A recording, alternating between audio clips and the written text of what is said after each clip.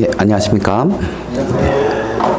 예, 오늘은 로마서 4장 16절에서 25절의 말씀으로 예수님의 부활과 신자라는 제목으로 같이 은혜 나누는 시간 갖도록 하겠습니다. 제가 읽어드리도록 하겠습니다. 그러므로 상속자가 되는 그것이 은혜에 속하기 위하여 믿음으로 되나니 이는 그 약속을 그 모든 후손에게 굳게 하려 하심이라. 율법에 속한 자에게뿐 아니라 아브라함의 믿음에 속한 자에게도 그러하니 아브라함은 우리 모든 사람의 조상이라. 기록된 바 내가 너를 많은 민족의 조상으로 세웠다 하신과 같으니 그가 믿은 바 하나님은 죽은 자를 살리시며 없는 것을 있는 것으로 부르시는 이시니라. 아브라함이 바랄 수 없는 중에 바라고 믿었으니 이는 네 후손이 이같으리라 하신 말씀대로 많은 민족의 조상이 되게 하려 하심이라. 그가 백세나 되어 자기 몸에 죽은 것 같고 사라의 태가 죽은 것 같음을 알고도 믿음이 약하여지지 아니하고 믿음이 없어 하나님의 약속을 의심하지 않고 믿음으로 견고하여져서 하나님께 영광을 돌리며 약속하신 그것을 또한 능히 이루실 줄을 확신하였으니 그러므로 그것이 그에게 의로 여겨졌느니라. 그에게 의로 여겨졌다 기록된 것은 아브라함만 위한 것이 아니요 의로 여기심을 받을 우리도 이함이니 곧 예수 우리 주를 죽은 자 가운데서 살리신 이를 믿는 자니라. 예수는 우리가 범죄한 것 때문에 내어줌이 되고 또한 우리를 의롭다 하시기 위하여 살아나셨느니라. 예. 예수님 오늘이 이제 부활절이라고 하잖아요. 그래서 예수님의 부활 이 부분을 그리고 신자 우리와 어떤 관계인가 이런 부분들을 같이 나누려고 합니다. 예수님이 부활했다는 이런 부분은 사실은 예수님이 부활했다는 사실을 우리가 듣고 믿고 있기 때문에 우리에게는 당연한 것처럼 믿어질지 모르지만 그냥 인간의 본래 그냥 인간 그 자연인의 사람의 생각 어떤 사고로는 부활한다는 이 사실이 사실은 참 믿기 어려운 일이잖아요. 그래서 예수님을 3년이나 따랐던 이 제자들도 예수님이 부활하신다는 얘기를 살아계실 때 여러 번 하셨거든요. 공식적으로 기록된 것만 해도 한 3번 정도는 내가 이제 예루살렘에 올라가면 이제 넘김바 되어지고 그 다음에 이제 십자가에 죽으시고 3일 만에 부활할 것이다. 그리고 너희보다 먼저 내가 갈릴리로 갈 거다. 거기서 이제 나를 기다리라. 이런 말씀을 제자들에게 했단 말입니다. 근데 제자들이 그것을 믿어야 안 믿어요? 안 믿죠. 그거 믿기 어려운 말이죠. 믿기 어려운 말. 그런데 이제 우리가 지금 이 부활절이다. 부활. 그것을 이렇게 기념하고 있습니다. 예수님이 십자가에 돌아가신 때가 이제 유대인들의 그 유월절 절기 때 예수님이 이제 돌아가셨거든요. 그래서 325년 이 니케아 공회의 때에 그 당시에는 이제 313년 밀라노 칙령이 내려지면서 그 예수님을 믿는 그 기독교가 로마가 공식적으로 인정을 해줍니다. 그걸 공인했다 이럽니다. 그러니까 그 전에는 공인을 안 했기 때문에 물 밑에 있었지요. 다 물 밑에 있었고 이런 부분들이 드러나고 누가 고소를 하면은 뭐 재산을 몰수당할 수도 있고 뭐 감옥에 갈 수도 있고 심지어 화형을 당할 수도 있는 그런 위치였기 때문에 말입니다. 그래서 이제 전 세계에 퍼져 있었지만은 부활절을 이렇게 기념하고 섬기는 그 시간도 다 달랐단 말입니다. 다 달라. 그래가지고 325년에 이제 그 니케아 공회의 때에 공식적으로 6월절 그 기간, 그러니까 춘분이라고 하는 요 시간이 지나고 이제 대보름이 지난 후 첫 주일을 이제 공식적으로 부활절이라 하다. 이렇게 이제 의견이 일치가 돼서 이제 그때 이후로 이제 지금 우리 오늘 이제 부활절을 그렇게 기념하고 있는 것입니다. 여러분들이 잘 아시겠지만 종교를 이렇게 보면 이제 창시자가 있어요. 예수님을 뭐 기독교 창시자라 하는 사람들도 있을지 모르겠는데, 회교도, 이슬람교, 마호멧, 그 사람도 죽었어요. 코란을 이렇게 기록하고, 그리고 이제 뭐 부처님 있는다. 부처님도 돌아가셨죠. 보리수 나무 밑에서 이제 해탈하시고 열반에 이제 들어가셨다고 하고 있는데, 공자, 유교, 우리나라 뭐 유교 많이 따르죠. 그 뭐 인간의 바른 행할 가르칠 어떤 그러한 도덕과 윤리를 가리킨 이 공자, 유교, 이분들이 죽은 다음에는 육신은 궁극적으로 다 어디에 가 있습니까? 무덤 속에 있지만은 오직 예수님의 무덤만 빈 무덤이라는 것입니다. 예수님의 무덤만 빈 무덤이라는 거예요. 왜 그렇습니까? 부활하셨기 때문에 오직 예수님의 무덤만 빈 무덤인 거죠. 빈 무덤이요. 그러면 예수님이 부활을 이렇게 하셨는데, 예수님의 부활은 어떻게 보면 자, 무덤에서 일어났기 때문에 사망의 권세를 이기지 못하고는 일어날 수가 없을 거 아닙니까? 사망의 권세를. 그러니까 예수님의 부활은 사망의 권세를 파했다. 승리했다. 그래서 썩지 아니할 것을 드러냈고 영원한 생명을 나타내 보이셨다는 그러한 의미가 있습니다. 그래서 죄와 사망의 권세를 뭐했다? 파했다 하는 그러한 의미가 우리에게 이제 주어집니다. 그리고 죽음의 권세 잡은 자 마귀를 멸하셨고, 멸하셨다 말은 없앴다 이 말이 아니라 마귀의 권세를 파해서 우리가 그 마귀의 권세에서 해방될 수 있도록 길을 열어놓았다는 것입니다. 그러니까 예수님의 죽으심과 부활은 죄에 대한 모든 형벌을 대신 지시고, 부활하심으로 죄의 권세를 파하고 사망의 권세를 파하고 승리하셔서 사단과 어둠과 죄의 사망의 권세 잡고 있는 사단의 권세에서부터 벗어나서 해방된 자유로운 삶을 살 수 있는 길을 열어 주셨다는 의미를 가지고 있는 거예요. 그러니까 이제 나는 죄와 상관이 없다. 사단과 상관이 없다. 사망과 상관이 없다. 이러한 의미를 가지고 있는 것이죠. 그래서 거기서 온전히 해방돼서 죄와 사망의 권세에서 벗어나 자유로운 참된 주님 안에 말씀 안에 자유를 누리며 살아갈 수 있는 사람으로 만들었다는 것이 부활의 어떤 부활한 그 예수님의 부활로 우리에게 미쳐진 결과다. 이렇게 볼 수가 있습니다. 그리고 이제 예수님의 부활하심은 실제로 인간은 죽음이 끝이 아니라 몸의 부활이 있다. 언젠가는 다시 산다. 그리고 그 부활이 있는 것을 정확히 드러내 보이면서 이제는 그 부활한 신령한 몸 아니면 부활한 죄의 몸으로 하나님 앞에 가서 심판을 받아야 되어진다는 사실을 분명히 나타내 보여주고 있습니다. 그러니까 하나님과 화목된 신자든 아니면 하나님과 화목되지 않고 상관없이 살아가는 사람이든 누구든 온 세상의 심판주로 세운 누구 앞에 쓴다? 예수님 앞에 서서 그 선악간에 행한 대로 심판을 받게 되어진다는 그러한 증거가 되어질 수 있습니다.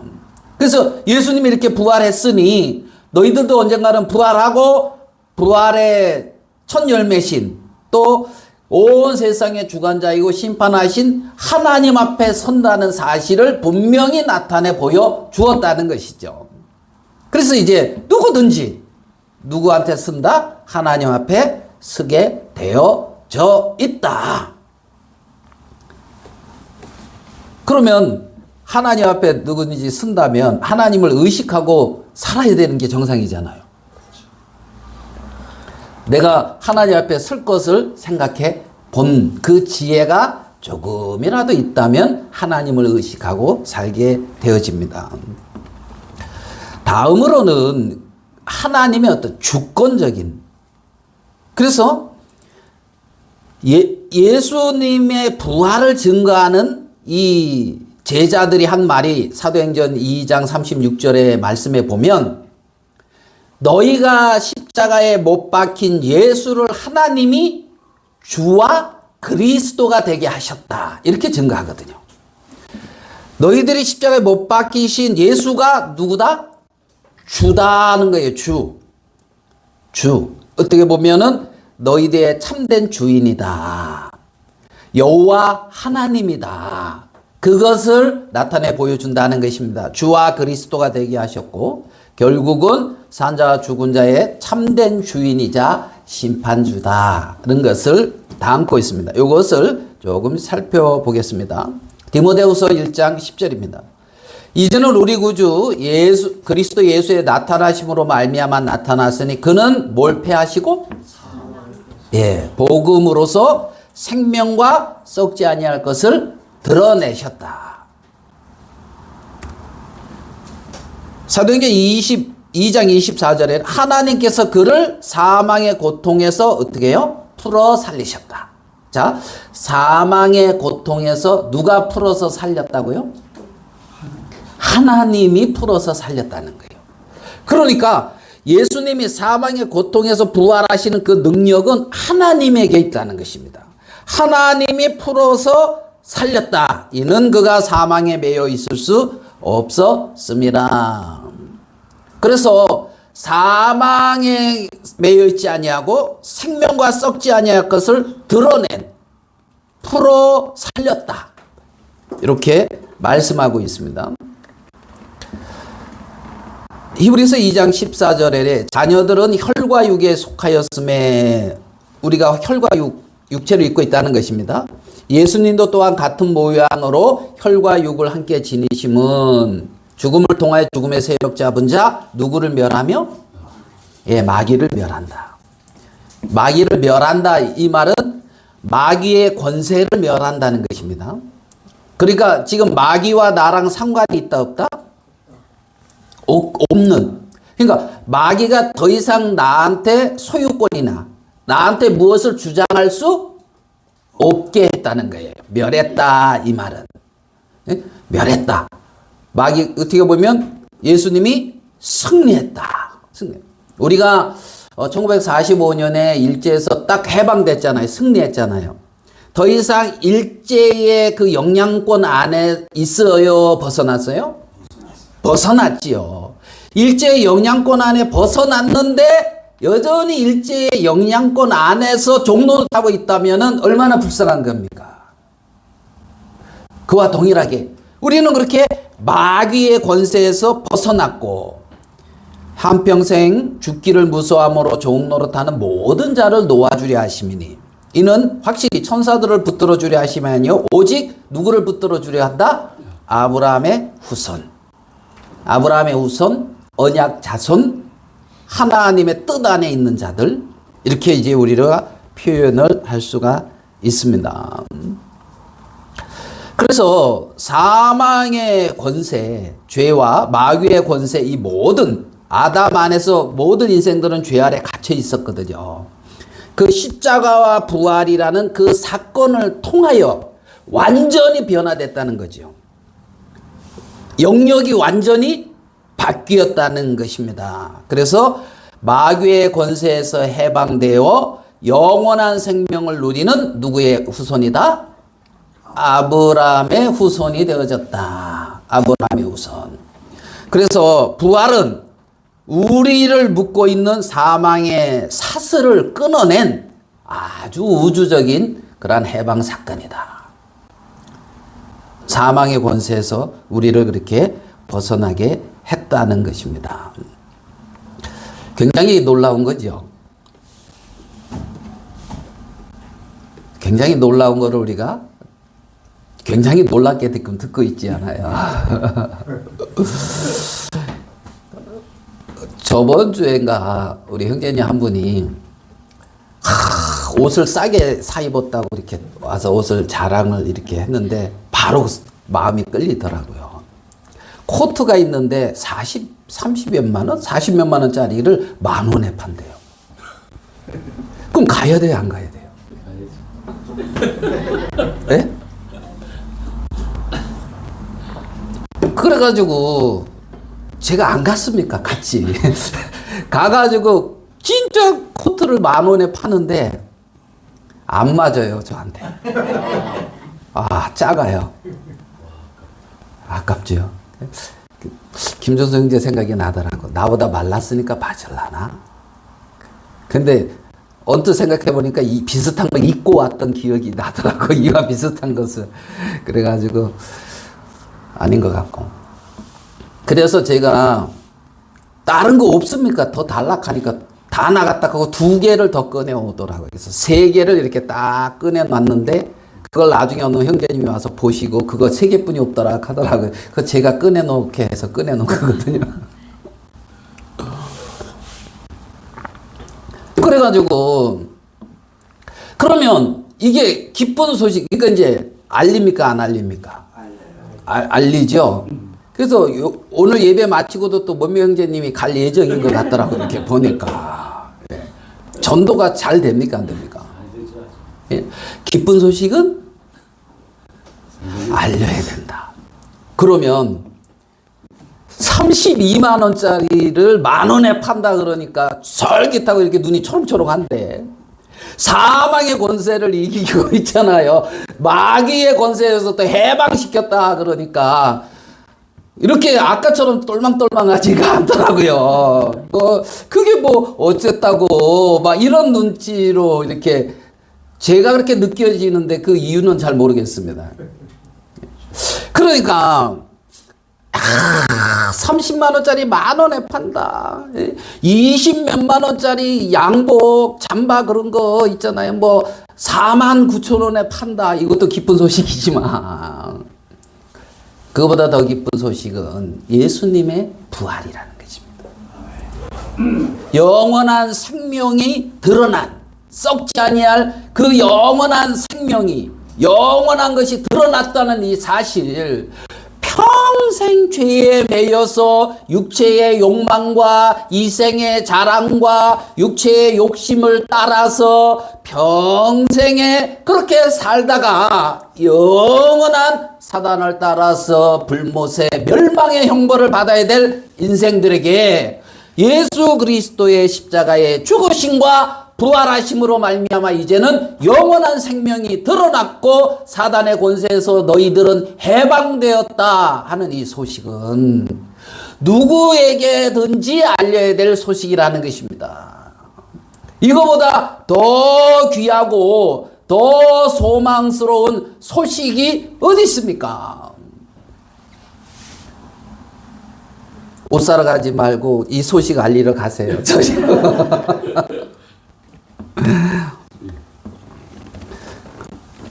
만일 죽은 자의 부활이 없으면 그리스도도 다시 살아나지 못하셨으리라. 죽은 자의 부활이 없다면 그리스도께서 다시 살아나지 않았을 거라는 것입니다. 그리스도께서 만일 살아나지 못하셨으면 우리가 전파하는 것은 헛것이고 너희가 믿고 있는 믿음도 헛것이고 우리는 하나님의 거짓 증인으로 발견될 것이다. 왜? 우리가 하나님이 그리스도를 다시 살리셨다고 증거하고 있기 때문이라는 것입니다. 그리스도가 다시 살아났으면, 죽은 자가 다시 살아나는 일이 생겼으면 우리도 죽은 자들이 그리스도가 다시 산 것처럼 산다는 것이죠. 그게 없다면, 죽은 자가 다시 사는 일이 없다면 하나님이 그리스도도 다시 살리시지 아니하였을 거라는 겁니다. 없는데 왜 살리냐는 거예요. 이것은 분명한 사실이라는 것입니다. 분명한 사실. 자, 노랗게 칠한 것만 같이 한번 읽어봅시다. 시작. 만일 죽은 자가 다시 살아나는 일이 없으면 그리스도도 예. 그리스도가 다시 살아나셨다면 죽은 자가 다시 살아날 것이요. 이런 말이란 말입니다. 육체의 부활이 있다는 것입니다. 의인과 죄인의 부활이 있다는 것입니다. 그것은 영원을 결정한다는 것입니다. 그리스도께서 다시 살아나는 일이 없으면 너희 믿음이 뭐하다? 헛되다. 너희가 여전히 죄 가운데 있을 것이다. 죄 가운데. 여러분들이 죄 가운데 있습니까? 죄에서 벗어났습니까? 여러분들이 죄에서 벗어났다면 그리스도가 부활했다 이 증거라는 것입니다. 죄에서 어떻게 벗어납니까? 그리스도가 부활하셨기 때문에 사단의 권세를 파하셨고 십자가에서 그 모든 죄의 형벌을 제거하시고 무덤에서 부활하심으로 승리하셨기 때문에 사람들의 심령에 죄에서부터 벗어날 수 있는 그 성령의 역사가 있을 수 있다는 것입니다. 그래서 그리스도 안에서 우리가 바라는 것이 다만 이생뿐이며 모든 사람 가운데 가장 불쌍한 자들이 그리스도인이라는 것입니다. 왜냐하면 이들은 부활을 믿고 영원한 세계를 믿고 그 세계를 소망하면서 살고 있기 때문에 그런 것이죠. 이들은 이 당시에는 집도 빼앗기고 있잖아요. 삶의 터전도 빼앗기고 목숨도 빼앗기고 있잖아요. 그러면서 믿었다는 것입니다. 왜요? 영원한 세계가 있고 죽은 자의 부활이 있기 때문에 그 영원한 소망을 가지고 그 세계를 믿었다는 것이죠. 그런데 그렇게 믿고 자기 목숨까지 버렸는데 이 세상의 모든 유업을 다 빼앗겼는데 그리고 도망자 신세가 됐는데 그런데 우리가 믿는 이것이 거짓 것이라면 참 불쌍하잖아요. 그들이 신자의 모습이라는 것입니다. 신자예요. 그러면 이 세상의 모든 것을 빼앗긴다 할지라도 소망 있고 행복한 사람들이 신자다 이렇게 표현할 수 있단 말이에요. 그게 그 일을 이루게 한 것이 뭐냐? 그리스도의 부활이라는 것입니다. 승리하심이기 때문에 그랬습니다. 만일 죽은 자가 다시 사는 일이 없다면 그리스도도 다시 살아나지 못했을 것이고 우리의 전파하는 것도 헛거고 믿음도 헛거고 여전히 죄 가운데 있을 것이고.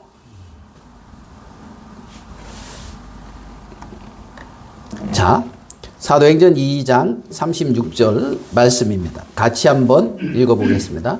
시작. 그건즉 이스라엘 온 집은 당신이 알지니 너희가 십자가에 못 박은 이 예수를 하나님이 주와 그리스도가 되게 하셨느니라 하니라. 이 말씀을 듣고 이스라엘 백성들이 마음에 찔려 그러면 우리가 어찌할꼬 하는 탄식을 그 다음에 한단 말입니다. 예수를 하나님이 뭐가 되게 했다고요? 주와 그리스도가 되게 했다는 것입니다. 나의 뭐다? 주라는 것입니다. 주인이라는 거예요. 스스로 존재하고 계시는 분이라는 것입니다. 여호와 그분은 말입니다. 스스로 존재하고 계셨고 그분으로 말미암아 모든 것이 이루어졌기 때문에 그분이 주인님이십니다. 그러니까 하나님이 예수님이 주와 그리스도가 되게 했다고 주가 되게 했다 이 말은 그분은 절대적으로 영원부터 스스로 계신 분이었고 그분으로 말미암아 내가 존재했고 이 만물이 존재하게 되어졌다는 그 의미를 담고 있는 것입니다. 그분이 뭐다? 주인이라는 것입니다.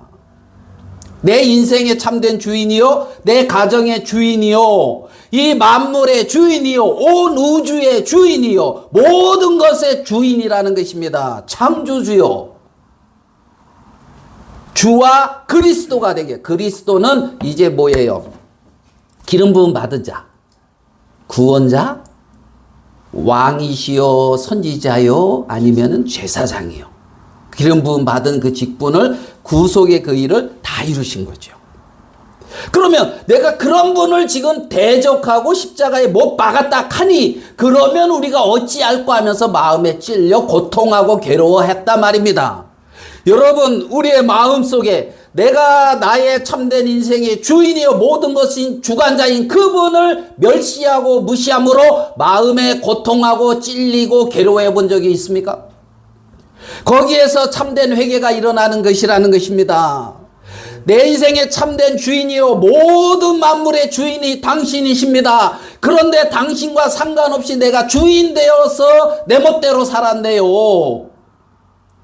사단의 권세에 이끌려서 그렇게 살았습니다.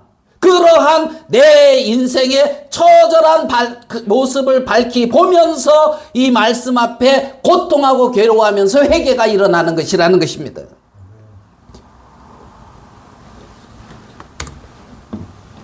로마서 10장 9절입니다. 내가 만일 내 입으로 예수를 주로 시인하며, 첫 번째 예수를 뭐로 시인한다고요? 두 번째, 하나님께서 그를 죽은 자 가운데서 살리신 것을 내 마음에 믿으면, 이게 두 번째입니다. 구원을 받으리라 결과입니다. 마음에 예수를 주로 시인한 적이 있습니까?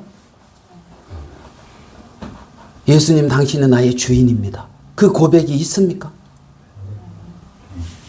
그 고백에서부터 구원이 출발하는 거예요. 그 고백에서부터 언약 자손의 시작이 출발이 되는 거예요. 예수님이 내 죄 다 씻어서 나는 죄 없어, 나는 죄가 없는 사람이야, 나는 의인이야, 나는 구원받은 사람이야 그러면서 여전히 내가 주인이라면 그것은 하나님 앞에 심각하게 고민하고 내 자신을 돌아봐야 된단 말입니다. 성경은 내 입으로 예수를 뭐로 시인한다? 주로 시인한단 말이에요. 주는 그리스도시요 나의 주십니다. 매일 아침에 일어날 때 하나님 당신은 나의 주인이십니다. 그런 고백을 해야 된다는 것입니다. 당신이 나의 주인이신데 오늘 하루도 나를 살게 하시는데 주인의 뜻 가운데 살 수 있도록 하나님 긍휼을 베풀어 주십시오. 이 고백이 있어야 된다는 것입니다. 그러면 올바른 신자의 삶을 살아갈 수 있는 그 방향으로 그 마음이 이끌려져 간다는 것이죠. 내가 주인인데, 여전히 내가 주인인데 그것은 죄 가운데 사는 삶이라는 거예요. 창세기 3장에 하나님이 주인이었다가 인간이 주인된 게 죄란 말입니다. 만물의 주인이 하나님이었고 에덴 동산과 그 가운데 거하며 살게 하셨어요. 선악과를 만들고 먹지 말라고 말씀하셨습니다. 왜 말씀하셨습니까? 내가 주인인 것을 기억하라는 것입니다. 내가 주인. 모든 걸 네 마음대로 해라. 그렇지만은 주인은 나다. 그걸 알게 하는 게 선악과란 말입니다. 인생이 다 자기 멋대로 하면 다 자기가 주인인 줄 알아요. 주인이 누구인지를 명백히 의식하고 살라고 선악과를 준 거예요. 근데 그걸 무시해버렸단 말이에요. 왜? 사단에게 속아서 하나님, 참된 주인이신 하나님을 무시하고 자기가 주인된 위치에 딱하니 서서 살아가는 그 인생, 그게 죄악된 삶이라는 것입니다. 이제는 참된 인생의 주인이신 하나님께 돌아오라는 것입니다. 그게 회개죠. 하나님, 예수님, 당신이 주인이십니다. 내 인생의 주인은 당신이었습니다. 하나님을 주인으로 모시지 않고 살아가면 그 모든 삶이 죄악된 삶이었고 뒤돌아보니 부끄러운 인생입니다. 하나님, 저를 불쌍히 여겨주십시오. 요게 회개의 출발입니다. 그리고 하나님께서 그를 죽은 자 가운데서 살리신 것, 내 스스로 내가 주인된 그 위치에서 벗어날 수 없고 육체의 욕망 가운데 살아갈 수밖에 없는데 예수님이 우리와 같은 몸을 입고 이 땅에 오셔서 대신 죽으시고 사망의 권세를, 죄의 권세를 다 파하셔서 우리를 거기서 벗어나게 해 주셨네요. 감사합니다. 이것을 믿으면 구원을 받는다는 것입니다. 하나님의 자녀로서의 삶을 살아갈 수 있게 되어진다는 것입니다. 그러니까 신자는 그 마음의 주인이 누구인지 탁 세워져 있는 자들인 거죠. 산 자와 죽은 자의 주가 누구시죠? 예수님이라는 것입니다. 산 자와 죽은 자의 주가 되려 하십니다. 부활은 단순히 죽었다가 살아났다고 하는 이적을 선포하는 것이 아니라 예수님이 온 우주의 통치자임을 선포하는 대관식이다. 이렇게 표현하고 있는 거예요. 예수님이 부활하셨다 이 말은 온 우주의 뭐다요? 통치자이다. 내 인생의 참된 주인이시다. 참된 주인이시다. 그게 부활절을 기념하는 것입니다. 부활절을 기념한다. 이 말은 하나님이 나를 멸망과 저주와 사망에서 해방시키시고 내 인생의 참된 주인으로 오셨습니다. 그렇게 인정하는 게 부활절을 기념하는 거라는 것입니다.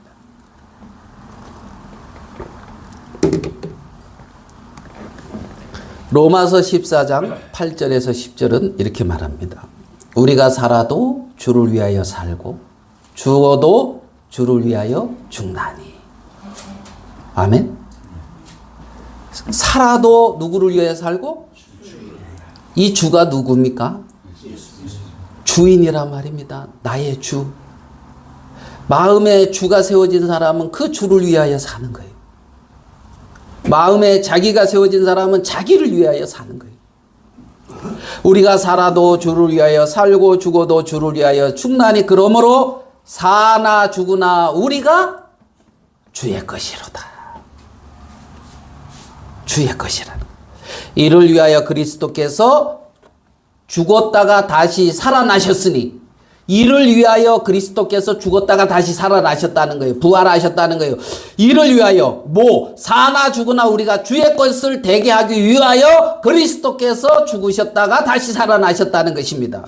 그래서 하나님의 손에 되찾은 바 된 자들을 누가 빼앗을 수 있느냐? 결코 빼앗을 수 없다는 것입니다. 이를 위하여 그리스도께서 죽었다가 다시 살아나셨으니 곧 같이 한번 읽어봅시다. 노란 거 시작. 죽은 자와 산 자의 주가 되려 하심이라. 죽은 자와 산 자의 뭐가 되려 하심이라? 여러분 살아 계십니까? 여러분의 주가 누굽니까? 네? 죽었습니까? 여러분의 주가 누굽니까? 주가 되려고 예수님이 죽었다가 다시 살아나셨다는 사실을 기억해야 됩니다. 그게 부활을 기억하는 것입니다. 내가 어찌하여 내 형제를 비판하느냐? 어찌하여 내 형제를 업신여기느냐? 우리가 다 하나님의 심판대 앞에 주인 앞에 쓴다는 거예요. 주인 앞에 쓴다. 그래서 작은 것 하나 주인을 위하여 한 일을 하나님은 결코 잃어버린다, 잊어버리지 않는다? 안 잃어버린다는 거예요. 안 잃어버린다는 거예요. 하나님 앞에 섰을 때, 네가 그때 나를 위해서 대신 이 일을 해주셔서 너무 고맙다. 그 소리를 듣는다면 얼마나 행복하겠습니까? 네가 그때에 나를 위해서 이렇게 해줘서 내 마음이 너무 흡족했다. 우리가 다 하나님의 심판대 앞에 서게 됩니다.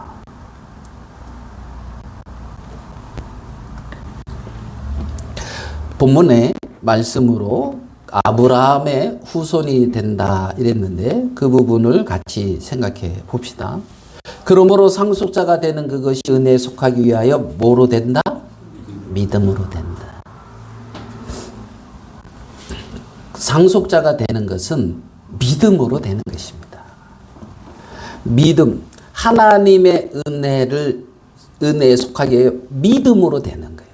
믿음은 하나님의 상속, 축복을 받는 도구입니다. 통로입니다. 통로. 믿음이라는 도구로, 믿음이라는 통로로 하나님의 놀라운 모든 것들을 받게 되어집니다. 그 약속을 그 모든 후손에게 굳게 하려 함이라. 율법에 속한 자, 유대인이죠. 아브라함의 믿음에 속한 자, 이방인일 때 아브라함이. 그러하니 아브라함은 우리 모든 사람의 뭐다? 우리 모든 사람, 유대인이나 이방인이나 모든 사람의 조상이라는 것입니다. 율법에 속한 유대인이나 믿음에 속한 이방인이나 아브라함은 모든 사람의 조상이다. 모든 사람은 오직 믿음으로 의롭다 하심을 받는다. 그 원형이 누구다? 지금 아브라함을 통해서 보여주고 있는 거예요. 아브라함이 믿음으로 의롭다함을 받는 것이다. 율법에 속한 너희들 율법으로 의롭다함을 받는 게 아니다. 아브라함의 믿음을 통하여 의롭다함을 받는 것이다. 하나님의 은혜가 원천이라면 믿음이라고 하는 그 도구를 통하여 하나님의 것이 나한테 주어진다.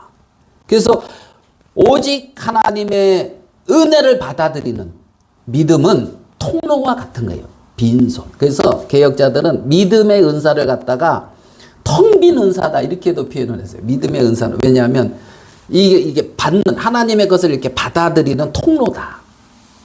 통로.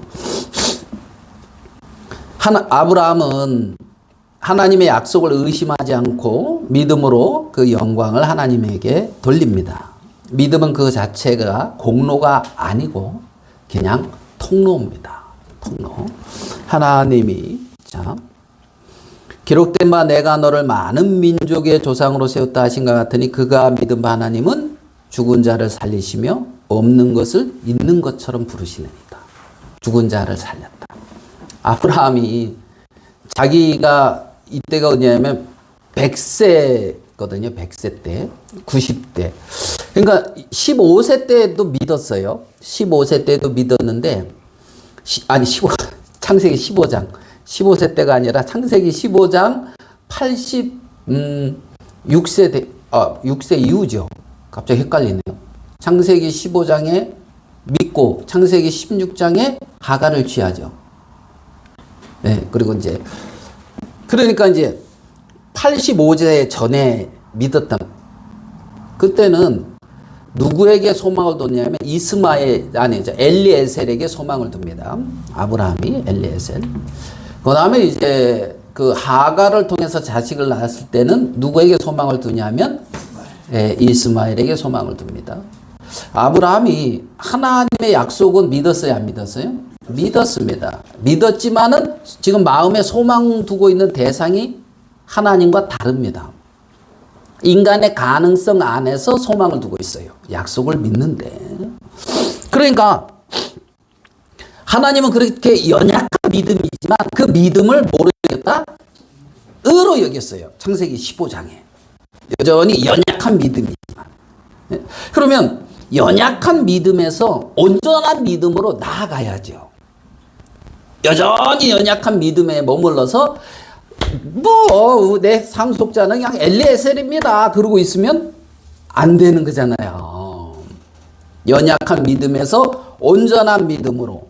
그러면 그 온전한 믿음으로 갈 때는 어떤 믿음이냐면 오직 약속만을 기대하고 의지하는 믿음이에요. 그 약속을 이루시고 그 약속대로 행하시는 하나님을 믿는 믿음이라는 거죠. 죽은 자를 살렸다 이 말은 어떤 말이냐면 사라의 태에 죽은 것 같음과 자기 몸에 죽은 것 같음을 알고도 이게 불가능하다는 거지. 그래도 믿음이 흔들려지지 않았다. 이 말은 뭐냐면 그러한 눈에 보이는 내 경험, 육체의 세계 여기를 바라보는 데서 이제는 약속만을 의지하는 대로 그 마음이 딱 옮겨져서 거기에 굳건히 섰다는 거죠. 없는 것을 있는 것 같이 부르시는 하나님. 이거를 존재하지 않는 것을 이미 존재하는 것처럼 선언하신다는 의미를 가지고 있어요. 존재하지 않는 것이 이미 존재하는 것처럼 선언한다는 거예요. 아브라함이 많은 무리의 조상이라 그랬잖아요. 많은 무리가 있습니까? 없습니까? 없잖아요. 없잖아요. 없는 것을 있는 것 같이 부르시는 그 하나님을 이제 믿었다는 것이죠. 자, 제가 설명한 부분입니다. 하나님의 말씀대로 자기 몸에 죽은 것 같은 것과 사라의 태가 죽은 것 같은 걸 알고도 믿음이 약해지지 않았다는 것입니다. 인간의 현실은 100세 된 노인 사라의 태가 죽은 것 같고 후손이 절대 존재하지 않은 절망적 상태. 기대할 게 있어요, 없어요? 전혀 없지요. 그렇지만은 말씀의 현실은, 하나님의 약속은 내가 너를 많은 민족의 조상으로 세웠다는 것입니다. 하지 않는 자식을 이미 존재하는 것처럼 선언해 버렸다는 거예요. 예? 선언해. 저번 주에 나눈 말씀이 뭐죠, 우리가? 예. 나사로가 뭐라 그랬어요? 하나님의 도움을 받는 자. 근데 하나님의 도움을 받는 자가 어떤 처지라고요? 온 전신에 헌대를 앓으면서 부자의 대문에 누워가지고 이렇게 뭔가 떨어진 부스러기를 먹으려고 하는 자가 하나님의 도움을 받는 자라는 거예요. 그러니까 나사로야 그러면 이 말이 우리나라 말로 그러면 하나님의 도움을 받는 자야. 그런데 형편을 보니까 도움을 받는데 왜 저래? 이제 이런다는 거죠. 그러니까 형편하고 말씀의 현실하고는 달랐다는 거예요. 그러니까 존재하지 않는 자식을 이미 존재하는 것처럼 선언했다네. 하나님은 그거를 믿었다는 거예요. 그거를. 그러니까 아브라함 자체는 있어요, 없어요? 아브라함 자체, 예, 본인에게는 없어요. 기대가 할 만한 게. 근데 어디에 있어요? 하나님에게 있어. 약속에 있어. 근데 그 약속에 있는 것이 아브라함에게 흘러와서 실상으로 이루어진 거죠. 그래서 아브라함은 연약해지지 않고 약속을 능히 이루실 하나님을 온전히 믿었는데 하나님이 이것을 뭐로 여겼다? 예, 그걸 의로 여겼다. 이렇게 표현하고 있는 것입니다.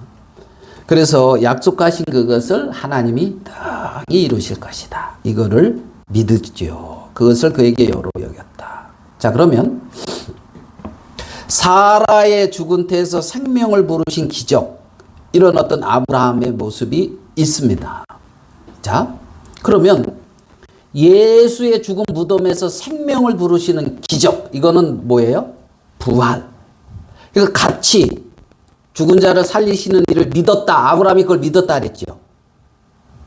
네, 죽은 자를 살리시는 일을 믿었다. 여러분도 죽은 자를 살리시는 하나님을 믿습니까? 안 믿습니까? 부활. 그러니까 요 아브라함이 믿은 하나님이나 우리가 믿는 하나님이나 같아요, 안 같아요? 아브라함에게는 생명이 없었지만, 많은 후손이 없었지만 있어요, 없어요? 있었죠. 그러면 우리 영혼에는 의로움이 없었다는 거예요. 거룩함이 없었다는 거예요. 온전함이 없었다는 거예요, 우리에게는. 근데 죽은 자를 살리시는 하나님을 믿는 믿음으로 하나님은 이제 어떻게 선언하고 있냐면 너는 의롭다, 거룩하다 이렇게 선언한다는 거예요. 아브라함이 믿은 하나님이나 우리가 믿은 하나님이 똑같다는 거죠. 아브라함은 자기에게 자식이 없어요. 생명이 없어요. 많은 후손이 없어요. 그렇지만은 믿었어요. 하나님의 약속을. 그러면서 많은 무리의 조상이 됐습니다. 아멘. 우리에게는 우리 자신을 보니까 의로움이 없어요. 온전함이 없어요. 거룩함이 없어요. 그런데 죽은 자를 살리시는 하나님을 믿음으로 우리에게 하나님의 의로움, 거룩함, 온전함, 그것이 우리에게도 미쳐진다는 것입니다. 똑같이 부활의 주님을 믿은 거라는 것입니다. 사라의 그 생명 없는 태에 생명을 창조하신 하나님이 빈 무덤에서 부활의 생명을 허락해 주셨고, 영적으로 죽은 우리에게도 의로움과 거룩함을 허락해 주셨다는 것입니다. 그것이 로마서 4장에서 아브라함을 통해서 하나님이 우리에게 말씀해 주고 있는 거라는 것이죠. 자, 로마서 4장 20절, 21절 말씀인데, 그에게 의로 여겨졌다 기록된 것은 아브라함만 위한 것이 아니라 의로 여기심을 받을 우리도 위함이다. 곧 예수 우리 주를 죽은 자 가운데서 살리신 이를 믿는 자라는 거죠. 하나님을 믿는. 그러니까 아브라함이 믿는 그 믿음과 우리가 믿는 믿음이 같아요, 안 같아요? 약속을 믿는 믿음이 동일하게. 그래서 그 믿음을 뭐로? 의로 여겼다는 거예요. 의로. 그래서 아브라함에게 생명의 그 능력이 오고 아브라함을 통해서 하나님이 많은 민족의 조상을 아브라함을 세우고 만드신 것처럼 우리에게도 동일하게 생명의 능력이 동일하게 오고 의로움이 우리에게 오고 거룩함이 우리에게 오고 동일하게 아브라함에게 이루어졌던 것처럼 우리에게 이루어지는데 그들을 이제 이 시대에 아브라함의 후손이다 이렇게 말씀하고 계신다는 사실입니다. 그래서 아브라함이 믿은 하나님이나 이 시대의 신자가 믿는 하나님이나 동일하다는 사실입니다. 동일하다는 사실입니다. 우리를 의롭다 하시기 위해서 예수님은 부활하셨다고 합니다. 부활 이전의 인간의 본질은 하나님 앞에 설 만한 의가 전혀 존재하지 않습니다. 영적으로 완전히 죽은 상태입니다. 이게 예수님 부활 이전의 인간의 본질의 모습을 말하고 있는 거예요. 예수님 부활 이후에 하나님은 선언을 하셨어요. 어떻게? 없는 것을 있는 것처럼 선언하시는 하나님이 예수님의 십자가 부활을 믿는 자에게 너는 의롭다 이렇게 선언하고 있다는 거예요. 의가 없는 인간에게 하나님의 의를 허락하신 확실한 보증이라는 것입니다. 내가 의롭게 되어진 것은 예수님의 죽으심과 부활하심 때문에 주어진 것입니다. 아브라함과 동일한 그 믿음을 가졌고 동일한 축복을 받는 그 길에 있다는 것이죠. 로마서 4장 20절 22절입니다. 22절이죠. 몇 절이죠? 로마서 이거 좀 잘못 쓴 것 같습니다. 로마서 4장 25절. 그쵸? 25절. 25절. 로마서 4장 25절 우리 같이 한번 읽어보도록 하겠습니다. 이렇게 로마서 4장을 정리하고 있습니다. 같이 읽겠습니다. 시작. 예수는 우리 범죄한 것 때문에 내어줌이 되고 또한 우리를 의롭다 하시기 위하여 예수님이 부활하신 것은 우리를 뭐하기 위하여? 의롭다 하시기 위하여 살아나셨다는 것입니다. 그것을 믿는 믿음을 가진 자들이 이 시대의 신자들이죠. 아브라함은 그 고대에 하나님을 믿는 그 믿음을 가졌습니다. 예수 그리스도가 십자가에서 죽으시고 못 박혀 죽으시고 부활하신 것은 역사 속에 이루어진 한 사건으로 이루어진 일입니다. 현실의 신자 우리에게는 오늘 우리에게는 어떻게 해요? 정말 아브라함이 믿은 하나님과 이렇게 동일한 믿음을 가져서 아브라함의 후손이 되고 의롭게 되어지고 하나님의 자녀가 되어 하늘나라를 유업으로 받는 상속자가 되어졌다. 이 사실입니다. 부활의 참된 의미는 결국 우리가 하나님의 자녀가 돼서 하늘나라를 유업으로 받는 하나님의 백성, 자녀가 되었다는 놀라운 선포죠. 선포죠. 그래서 매일이 부활절입니다. 매일은. 오늘만이 부활절이 아니고 매일이. 왜요? 신자는 1년에 하루 부활을 기념하는 것에 머무는 것이 신자가 아니라는 것입니다. 내 안에 누가 산다? 그리스도가 산다는 것입니다. 나의 참된 삶의 주인은 누구다? 그리스도라고 인정하는 거라는 것입니다. 그렇기 때문에 그리스도가 내 삶의 주인이요 내 안에 그리스도가 사십니다. 이러한 고백은 부활절 내 하루에 해야 될 고백이 아니라 1년 360 매일의 삶 속에 우리에게 있어야 될 고백이라는 것이죠. 매일의 삶 속에 말입니다. 그렇기 때문에 부활, 이 시대의 신자는 이런 의미에서는 매일 부활절이라는 거예요. 별로 마음에 안 듭니까? 매일 그리스도가 나의 삶의 주인입니다. 아멘. 그리스도께서 내 안에 행하시고 계십니다. 나는 그리스도를 주로 모시고 살다가 주님 앞에 서는 자입니다. 여러분, 그리스도가 주인이라는 이 사실은 놀라운 축복이에요. 놀라운 축복이에요. 여러분이 다니는 회사가 있는데 그 회사의 주인이 누구냐? 이거에 따라서 있잖아요. 많이 달라질 수 있어요. 이 회사를 계속 다녀야 되나? 이렇게 뭐죠? 나와야 되나? 이게 있잖아요. 근데 그 회사의 주인이 내 아버지다. 그러면 계속 다녀야 돼요? 나와야 돼요? 뭐 다녀도 되고 나와도 되고 그러니까. 예. 하늘나라를 상속으로 받는 자. 예수님이 내 인생의 주인이고 우리 가정의 주인이다. 이러면 얼마나 복됩니까? 인간의 한계성에 갇혀서 정말 공고한 삶을 살아갈 수밖에 없는 인생인데, 보이지 않는 것을 보이는 것으로 부르시고 죽은 자를 살리시는 하나님을 믿는 믿음으로 하루하루를 힘있게 살아가는 이들.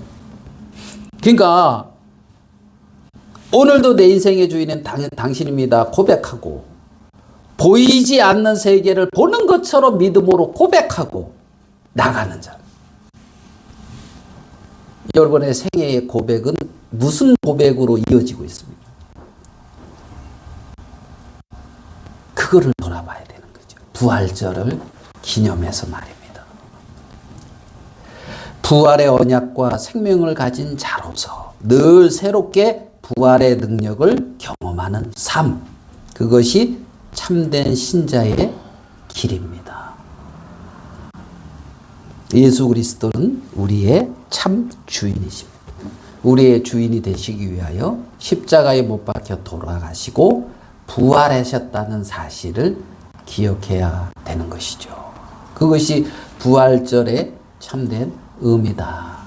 그렇게 생각이 되는 것입니다. 우리의 생애 속에 정말 이렇게 부활의 능력을 늘 경험하는 그런 여러분들이 되기를 바라겠습니다. 말씀은 이것으로 마치도록 하겠습니다.